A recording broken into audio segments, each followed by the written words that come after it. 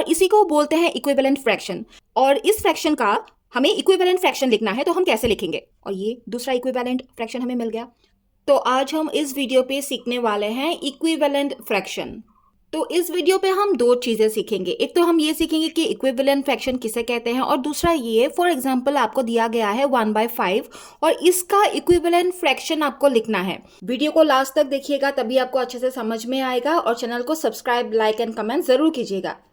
पहला क्वेश्चन ये आएगा कि इक्विवेलेंट फ्रैक्शन किसे कहते हैं। The fractions that represent the same part of a whole number, उसी को इक्विवेलेंट फ्रैक्शन बोलते हैं।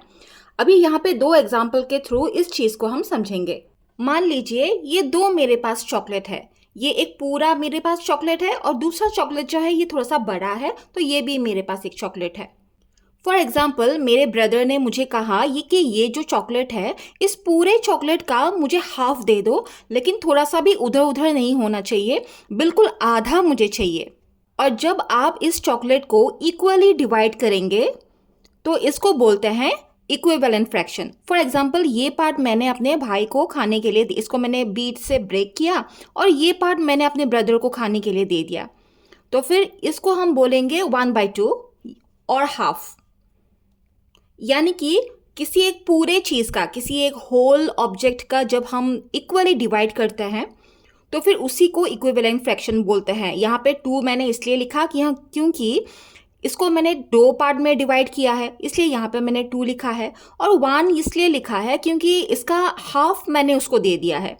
इसको बिल्कुल एक हाफ पोर्शन डिवाइड करके मैंने ये एक पार्ट मैंने उसको दे दिया है, इसलिए मैंने यहाँ पे 1 लिखा है।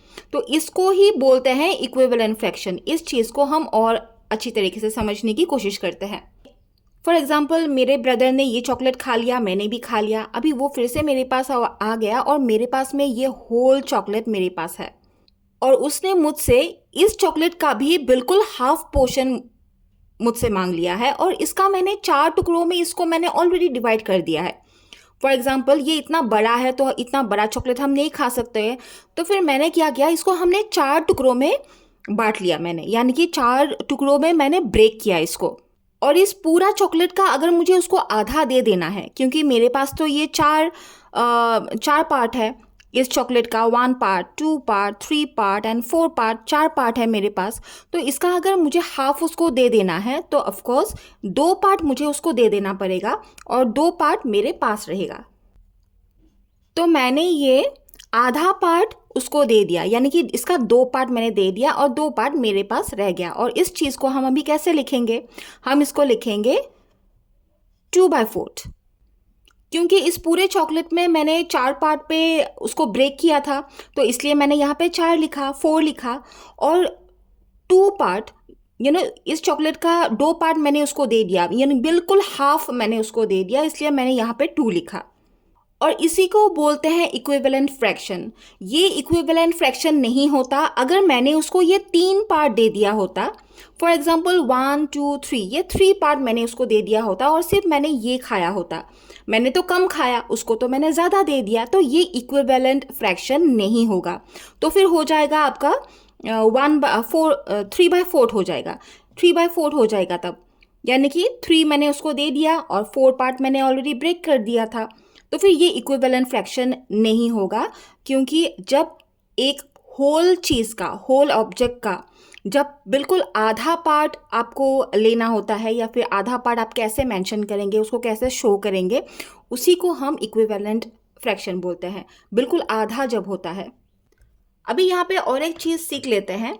मान लीजिए ये फ्रैक्शन मेरे पास है 1/5 और इस फ्रैक्शन का हमें इक्विवेलेंट फ्रैक्शन लिखना है, तो हम कैसे लिखेंगे। या फिर क्वेश्चन इस तरह का भी हो सकता है, right the first 5 equivalent fraction of 1/5। तो मैं अभी आपको 1/5 का 5 इक्विवेलेंट फ्रैक्शन आपको करके दिखाऊंगी।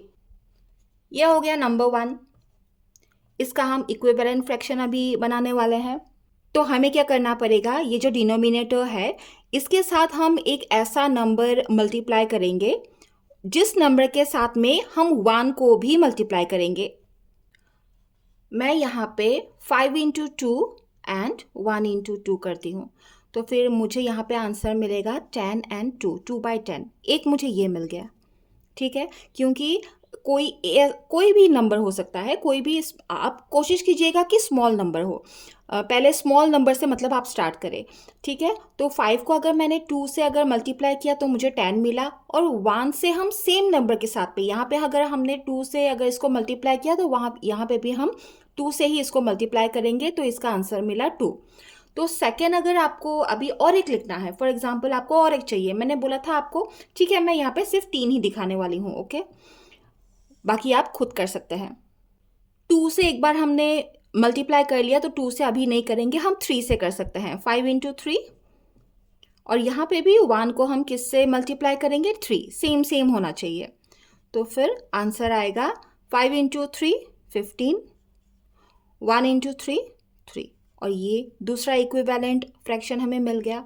अभी तीसरा ये डेफिनेटली आपको अगर आइडिया हो गया होगा, आपको समझ में आ गया है, तो आप खुद से ही बोल सकेंगे। 5 इंटू 4, 2 से हमने कर लिया, 3 से भी कर लिया, अभी 4 से हम करेंगे।